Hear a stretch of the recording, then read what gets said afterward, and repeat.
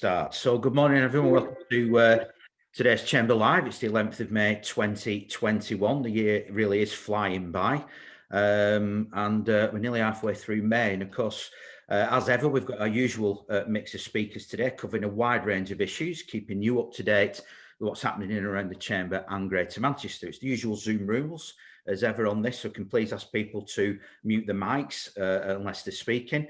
We've got the chat box, so if there are any questions that you want to ask people or comments you want to make as we go through, we'll try and get through as many of those as possible. We are recording this as ever, and we'll be using this on our podcast and also on our YouTube channel as well. So if there's something you've heard and you want to catch up again later on or go over or whatever it is to tell somebody about the events, then look out for the link coming out after we've finished today. As ever, there's been a lot happening in the last few days, really. We've had Andy Burnham winning mayoral election and immediately vowing to focus on transport issues, something our members did highlight in the pre-election survey that we sent out. Those transport issues not only important in normal times, but as we come out of lockdown and things start to return back to normal, it's absolutely vital that we've got a good, efficient working transport network in Greater Manchester. And speaking of coming out of lockdown, we had, of course, confirmation from the Prime Minister that next Monday, the 17th of May, we will be going into the next phase of easing lockdown measures, with indoor hospitality, venues reopening, crowds allowed back at sporting events, hotels reopening, and of course we can start hugging people again, if that is your thing, but obviously be very careful as we do that. But one sector that I think has been hit really hard by the pandemic has been retail. And our first guest today is Nicola Payne, the owner of Oklahoma Gift Shop. Nicola, thanks for joining us today. And I guess really, I suppose the sort of obvious question, you're probably maybe sick of answering this question, but what has the last year been like for you? It's just been really, really up and down. I don't even feel like I've had the time to sort of process it a bit, you know, because you're constantly trying to focus on keeping your business going and making money whichever way you can. So, you know, the shop closed. The focus was on the website, on our social channels, on really communicating with customers in the way we always had, but it had always been an extra part of the business, but it suddenly became the main focus. And we already had quite a good, strong website and good social channels. We've been working on it for many years. So that was a huge relief, actually, that I felt like I kind of knew what we were doing. So yeah, it was focusing on the website, pushing that forwards and trying to sort of still have that sense of a community and that sense of being able to, you know, a customer needed a gift or they wanted to send a card or they just kind of wanted to have some human contact. You know, when we were all isolating, actually, I felt like I was spending a lot of time talking to customers on direct messages, you know, about sending a card to this person or, and then of course we opened at Christmas. That was a bit, I mean, the shop was very, very quiet in comparison to what we would have hoped for. And just town in general felt just very weird, you know, and then closed again, back on the website, but we were always been on the website really. And then now we've just reopened and things are up and down again. And always being in Manchester throughout and seeing the space, you know, that I've been in for what, 25 years now, and just so strange being in what is the city centre and it just being so different. Yeah. Just explain a little bit about what you sell, because it's not just retail, I think, that you do. There's a nice little story behind it as well, isn't it? As well. Behind I mean, we are a gift shop. So, you know, in Manchester, it is giftware. We used to have a lot of tourism, a lot of students. We've been going for over 25 years. So we've got a really big, loyal customer base. People have grown up visiting the shop. But through the website, we have started to do bigger items, which has been really helped with the pandemic. You know, we started to sell furniture and other things that I've always wanted to do, but I've never really been able to sell them in the shop, but on the website, you know, we found a customer base there. And we are getting people in Manchester still purchasing via the site those items. So, but, you know, in the shop, we sell loads. We've had many different guises. We've had a cafe for many years and DVD rental and, you know, I've done lots of different things. It's just very big, very colourful, and just a great sort of visual space to come into, I think. Yeah. I'm just interested in what you said at the start around that sort of digital offer, and you were always online or whatever, but it sounds like the pandemic sort of was a sort of proof that you were doing it right, and B, maybe giving you some new ideas how to take it forward in the future. Really, can you see that digital side of things developing further? Yes, 100%. That's my main focus, to be honest. It's not that I'm not focusing on the shop, but what I've realised is, prior to the pandemic, I think we all know that bricks and mortar retail was going through a tricky time, and we had noticed, that 5 years prior, you probably would have had a slightly bigger Christmas than we were having. So many, probably prior to the pandemic, about 6 or 7 years, we've been working on the website, making lots of mistakes, spending lots of money, and really figuring things out, and still seriously in that place right now, but when the pandemic hit, obviously everyone's at home and they're all buying online. And we have also got a big following on Instagram and quite decent on Facebook. So we've been doing more advertising and things like that. So it's been really helpful for me, because what I was always struggling with is, who are my customers online? I know who my customers are in the shop. I know Manchester, but who is my customers online? Is it just people in Manchester, or is it the world? And you kind of, as a buyer, you need to know what people are wanting. And you have to have that confidence, I think. Particularly online, you have to have a confident presence, otherwise you're just going to get lost. And the pandemic has helped me find that confidence and sort of know who we are as a business, but know hopefully who we can be online. And I can kind of see how that can grow now. And I guess part of it as well is that developing that sort of community online as well, isn't it? You mentioned like your Instagram and things like that. That it's selling, it is retail or whatever, but it's also about developing that wider community, isn't it, really? Yeah, and it's also about safeguarding the shop, hopefully, because I love the shop and I love having that space. And when we have pictures of the shop on our social and we use it sometimes on the website, it's different. People appreciate that we have a real space and that we are from Manchester and we are a Manchester business, and proud to be that. Yeah. So I love that, in a way, that the shop could be a place where people can come and they can experience what is on the site plus extra, and we can actually have real people with doors that open and people can come in and they can kind of physically in real time experience an actual space but then they can also shop at 2 a.m. Yeah. Which I love, I'm amazed. Oh my God, someone's just spent £80. It's 2 a.m., and I can sort of look at my phone, and that's crazy that I can have a business which has different opening times. Yeah. So that's been sort of fun to know that I can be open all the time, I suppose. yeah, open all hours. And that's the sort of 21st century model, isn't it? I think, and the pandemic sort of, I think, speeded some of that up. I think in some people's minds, and I think it brought a rocket right up its backside. Is what I think. I mean, I know friends who just had, little businesses selling cards online that were doing very well steadily, and their businesses have grown. I think there are plenty of businesses that are suffering. I think there's plenty of businesses that with the pandemic have jumped forward massively, and now are able to just support themselves through online, so there are obviously bad things that have happened to some businesses, but I think for other businesses it's been a real positive.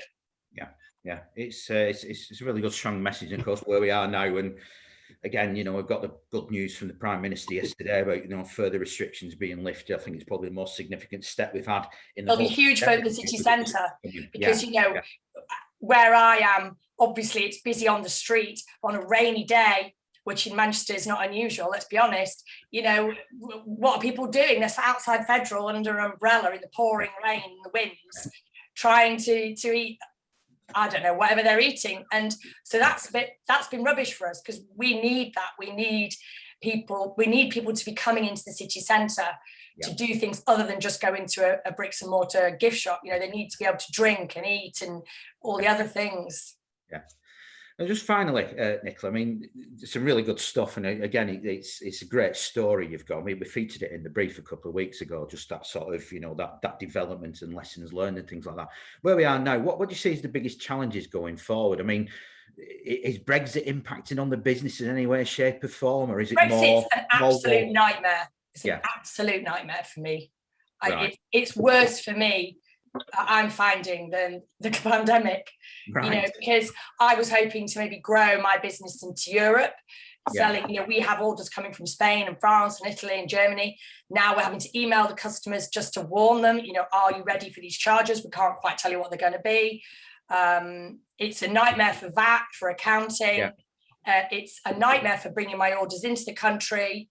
I've gone from paying maybe £100, 120 to get a pallet in, to 250 to get a pallet in, plus £60 customs and excise or freight forwarder charges, plus 60 to 80 pounds for the company I'm ordering off, their charges to do all the extra paperwork, plus the VAT, which I've got to try and figure out what it is with whatever paperwork I eventually get sent, and claim it back through my accountants, and my duties, no idea what they're going to be.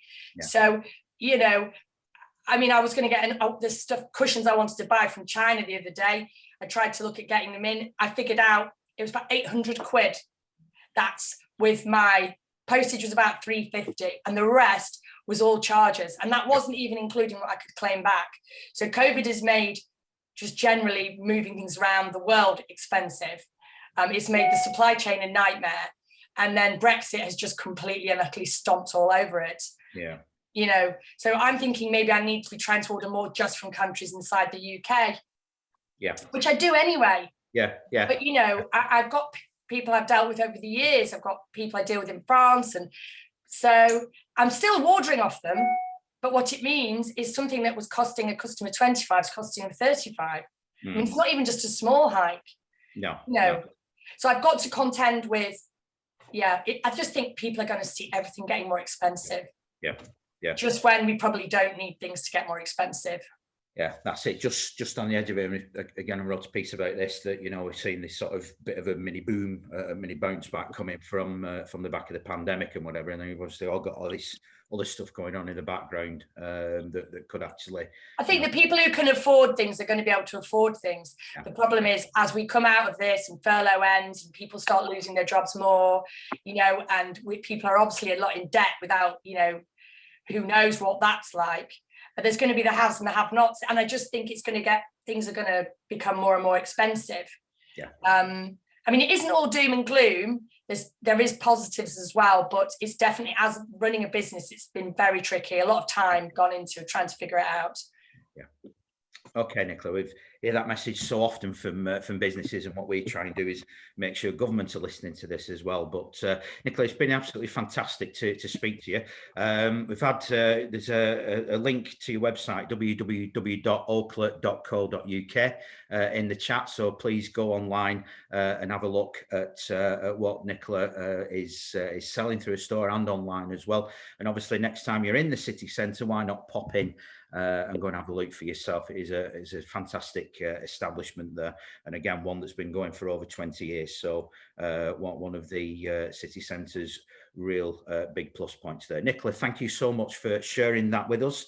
Some really good stuff. A little few words of warning as well there about, these other things that are rumbling around in the background. But it's great to speak to somebody like Nicola there that has taken the opportunity to expand in various different ways throughout the pandemic, and it's really great to listen to you. Nicola, thank you very much. Pleasure. Our next guest, and again picking up on a few of the things we've already mentioned, is somebody that it's on Chamber Live quite a bit. It's our general manager from Chamber Space, Nathan Chu. Nathan, good morning to you. Good morning. Nice to see you. Excellent. And you're obviously there, I think, in the boardroom at Elliott House. But what's the update on reopening? We obviously had the announcement yesterday, but what else is still to come? Yes, so I thought I'd relocate to the boardroom today to give everyone on Chamber Live a different perspective of me in the venue. But yeah, so it's good news. Nothing's changed as such. I just think it's interesting to get a better understanding from a venue point of view and events more generally, because I know we've got a few people on the call. I noticed Sonia and Jeff, who are both involved in heavily invested in what these announcements mean. And so from the government's announcement last night, from Boris Johnson's announcement, we can as a events venue open more widely from the 17th of May. Now there still are restrictions placed upon that, understandably. So we can open to up to 50% of our capacity in the venue, as long as we maintain social distancing guidelines, which is, we're not there yet, but it's a very, very important step.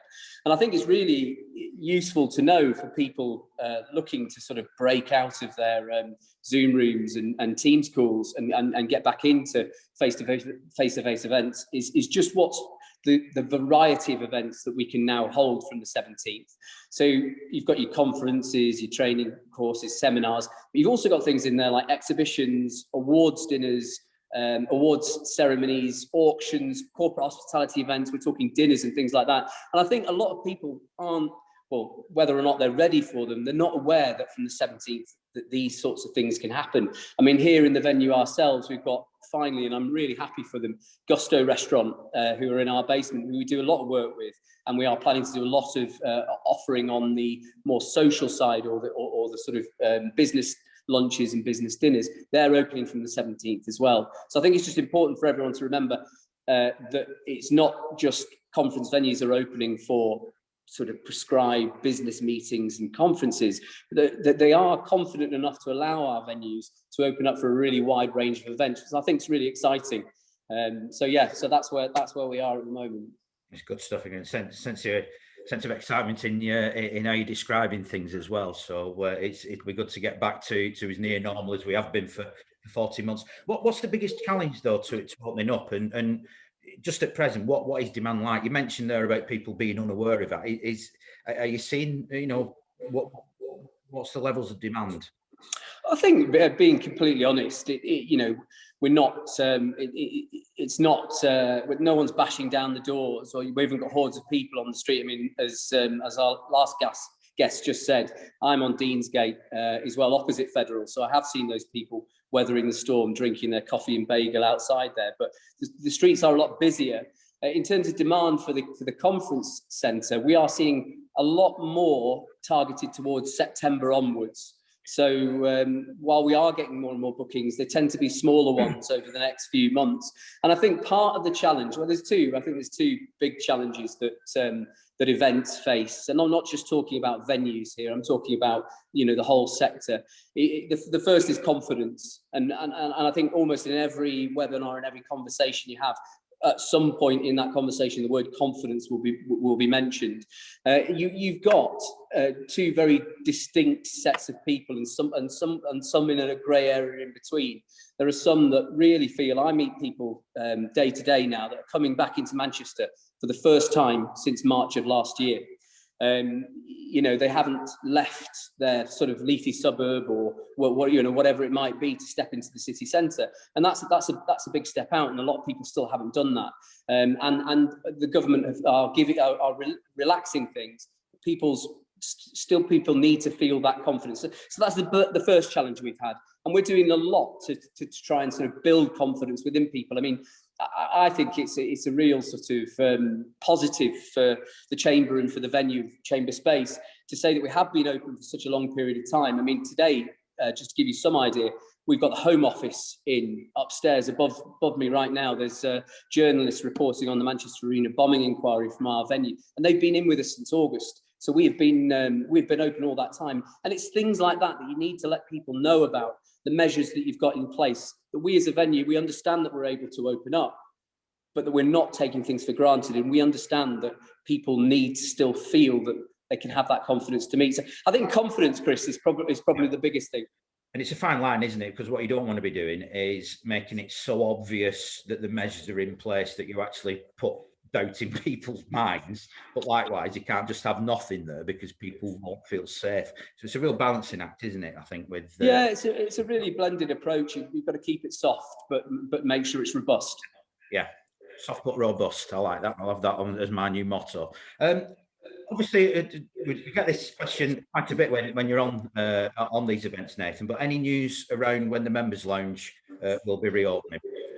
Yeah, I mean, we're desperate to get members back in here. I mean, it's just not the same without that buzz in the lounge. I think we are taking a reasonably, I would say cautious, but I think it's a responsible approach to opening more widely for sort of general visits, just because of the way we need to manage it. But I'm confident that from June the 21st that the members' lounge will be open widely and be widely available, and we'll have those booking systems in place, which mean that as many members as possible can take advantage of that, because I know how important it is as a service. But I've also said, we have a lot of smaller meeting rooms here, and we as a chamber are always looking to support members. So don't feel that we're not here for you in the city centre. Always get in touch with one of the chamber space team if you are a member of the chamber, and we'll talk it through. And if you've got something we need to help with, then we'll do our best to do it before June the 21st. That's excellent. That's superb. That and anything else? Anything else that you've been working on over the last 12 months or so, developing new ideas? Well, I mean, I think I've done a bits and bobs. I mean, I've taken some rest as well. You've got to take some time out. But we've got the hybrid offer, which I talked about the last time we were on here. I think one of the really exciting things, and I'll give you a taster of it now, is what we're trying to do with all our venues, because we're not just one anymore. We've got Bolton and we've got Host over in Media City as well. Is we feel that people will, the change in the working world. A lot of people working flexibly and remotely. Venues need to step up to that challenge and become a place that isn't just somewhere to nip in for a business meeting, that offers a sort of a richer experience and supports more people with what they want to do. So anyone that's been to Elliot House, we work with an artist called Ghislaine Howard, who is a really recognised artist around the UK. She's done some wonderful work, been displayed in some of the biggest galleries in the UK, and we're lucky enough to have some of the work in the building. We've gone a step further, and we've actually converted one of our rooms on the ground floor to an open art gallery. And it will be a changing, moving experience where it's curated, so works will change depending on what's going on in the outside world. And we feel that's one of the really exciting developments that will sort of transform this space, not just for ourselves and for a PR exercise, but actually for the people of Manchester coming in, and mainly our members. You're not just coming into a space to do something commercial. You're connecting with other things, and I'm really excited to get that off the ground and announce it. And I think we should, hopefully, fingers crossed, be opening that gallery on June the 21st as well, and with some associated events around that. So that's probably, for me personally, and one of the more random things, one of the most exciting new developments that we've got here. That's excellent. Thanks, Nathan, as ever, for keeping us up to date, and look out for more news and information as we begin to bring everything back into use and get back to normality. Chris, can I get a shameless plug in for the venue itself? Thank you. Just to let you know, anyone that is thinking about, do you know what, I do want to get back from the 17th and hold a meeting. We understand that you can't get as many people into our venue at the moment, so we have some very, very attractive socially distanced price rates for you. So any interest at all, do come to us, and we'll find you a home here. Excellent. How could I possibly refuse that, Nick? But please, it's not open to you, Chris. Take advantage of it. I know, I'm just wondering whether my desk will still be there actually when I get back in. But anyway, we'll get that sorted out. If you just look on the chat, we've got a link there, chamberspace.co.uk. We've also got a link showing a hybrid event that we did recently, as well as a link to Ghislaine Howard's website. So you can have a look at that. But Nathan, thank you very much for that.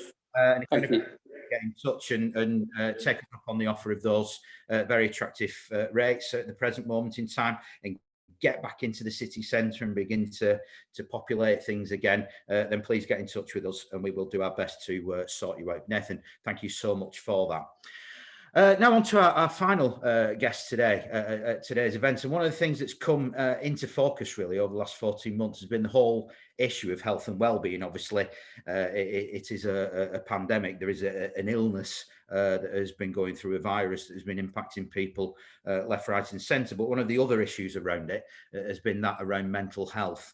This week is Mental Health Awareness Week, and joining us to have a talk about this is Chris Cooper, a trainer and a coach from Manchester Mind. Chris, good morning. Good morning. Okay.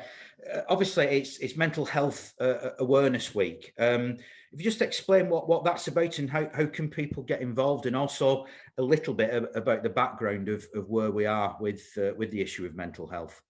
Yeah, sure. So Mental Health Awareness Week, it's been going for 21 years now, and it's all about raising awareness, as the name goes, around mental health. And throughout the week, it's about encouraging people to have more conversations around mental health, and really highlighting the importance of actually, putting yourself out there and talking about something that for some people can feel uncomfortable at times. And with this year, with the theme for Mental Health Awareness Week, it's nature and getting out there in nature. So what we're really encouraging people to do is experiencing nature in any shape or form. So getting out to your local park, having houseplants, taking care of a houseplant at home, using lots of fruit and vegetables for your cooking, listening to bird song when you're out and about, and just experiencing the wonder of nature around. And a great thing that the Mental Health Foundation are encouraging people to do as well is to post on your social media images of where you live. So for me, my local park is Boggart Hole Clough. I'm in North Manchester, so I'm out every morning with my two dogs, taking them for a walk each day. So wherever you are, wherever you experience nature in whatever way, shape or form, it's about posting that on all your socials and using the hashtag connect with nature, and really sharing your own experiences of how you like to experience nature yourself. And really, I think over the past year, one thing that the pandemic's brought into focus is how important nature is for people. And getting out there and experiencing open spaces. So I'm the chair of the stakeholder group at Boggart Hole Clough, and we've seen a massive increase in people using Boggart Hole Clough when it became a thing to get out there and have an hour of exercise each day, seeing new people and welcoming them into the park and experiencing being out there. And there's a tremendous grounding experience of being out there, because you get to feel like you're part of something bigger. And experiencing the wonder of nature, it puts into context all the other stuff that's going around. Yeah, and I know certainly going back sort of 12 months or whatever when the first lockdown started, and there was a huge amount of interest in this and a great deal of publicity about the benefits of nature and being out there and one thing and another. And it's something we shouldn't forget, isn't it? Just because we are where we are now with the pandemic, and I think this week is really timely in that, to say, look, if it was really good for people then, it's just as good for people now, isn't it? I suppose that's the message that's coming out from this. Yeah, exactly. So on one point, so the nature thing, I think that it's great that the theme this year has been nature, to encourage people to do that and carry on getting outdoors and experiencing nature if people weren't doing that beforehand. But also, yeah, more generally around mental health. So one thing that we do at Manchester Mind, I'm here in my capacity as a trainer at Manchester Mind today, and we deliver fantastic training courses around raising awareness for mental health for companies. So we do one called Finding a Healthy Balance, which is all about people understanding and recognizing the causes of stress and things that they can do to manage stress in all aspects of their life. And one part of that is connecting with nature, connecting with other people. So getting out and experiencing nature with other people is a great thing to do with that. And then we also do another course which is around raising the awareness of all of the different mental health conditions, the main mental health conditions, so that people understand. And it's about raising awareness and lifting some of the clouds around people's perceptions of what mental health is, and this idea that it's a taboo and it's something that we can't talk about. One thing that's been highlighted over the past year is the importance of recognizing mental health and not just seeing it on its own. So thinking about health as a whole, including physical, mental, spiritual health, all of that together, because that all comes to our well-being. All of these different factors influence how we feel and how we show up and how we experience the world. Because there is unfortunately still some stigma and fear attached, isn't there, to that opening up and talking about this as if somebody has got poor mental health, it's who they can turn to or whatever it is. What advice could you give people that got this attitude, just shrug it off, everything will be okay? Well, if you are feeling that you might be experiencing problems with your own mental health, it's sometimes knowing where you can go for help. So the important thing is to seek help. You know, if you feel like you are experiencing problems with your mental health, at any time, 1 in 4 people across Manchester will be experiencing problems with their mental health. So it's a huge number of people. So at Manchester Mind, we have lots of services available for helping people with that. So checking out our website is a good thing to do. But you know, the most fundamental thing is go and see your GP, go and talk to your GP, and they're always going to be a good first point of contact. And also just talk to somebody, whoever you feel that you can have is trusted, to have a conversation, just share how you feel about things, and rather than keeping things inside, because what you might be experiencing, there's a good chance that somebody else has been experiencing that as well. Yeah, just one thing, Chris. Is a final question. I mean, you mentioned there about your role as a trainer and the work that Manchester Mind does for businesses, because I think again this has now become part of the package really that any good responsible employer really should be thinking about. So, what are the type of things that businesses could get help on, that you can work with them on? Yeah, so we do quite a number of different courses for aimed at businesses. So a lot of the work that I do, it'll be for companies who are being really proactive around mental health, and they're putting on courses for all of their staff or certain staff teams to raise awareness around mental health conditions and things that they can do to manage their stress. We also do courses for managers and leaders, for how to have conversations with the people that they manage around mental health, because that can often be a fear for leaders. In terms of, it's important for them to look after their own mental health and to be aware of the mental health of their team. So we do courses specifically aimed at managers and leaders as well. So there's lots of things that we do, and you know, I'd encourage anyone from any organisation who wants to be more proactive around mental health to get in touch with us. And one of the great things about doing your training with Manchester Mind is that we use the funds from the training, the profits from that get recycled back into the services that we provide free of charge for people across Manchester. Chris, thank you so much for that. We've got the links in the chat box through to Manchester Mind and the services that Chris and the team there provide and help provide for people. I guess there's a couple of things just to say really. Part of this is for everyone just to keep their eyes on other people as well, isn't it? I suppose really, just to sort of make sure that they are okay. But I also think as well, just having these sort of conversations helps as well, because I always refer to several things that, you know, a few years ago we would never be having this conversation because you didn't talk about stuff like this, or if you did, people would think, what are they talking about that for?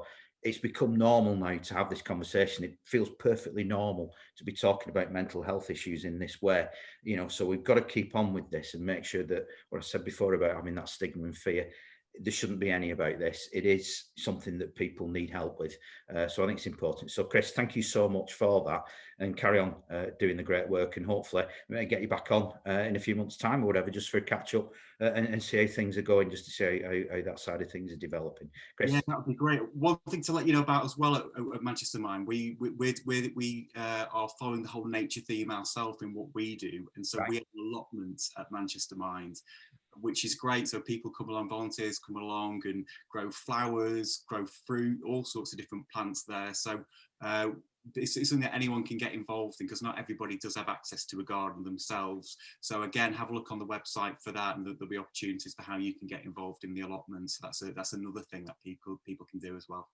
That's fantastic. That's really, really good. And also as well, people picking up skills as well. We're doing stuff like that. So and interacting with other people as well, which is so important. Yeah, absolutely. That's what it's all about. So Chris, thank you so much for that, and keep up the great work. So that brings today's event to an end. This week's Chamber Live.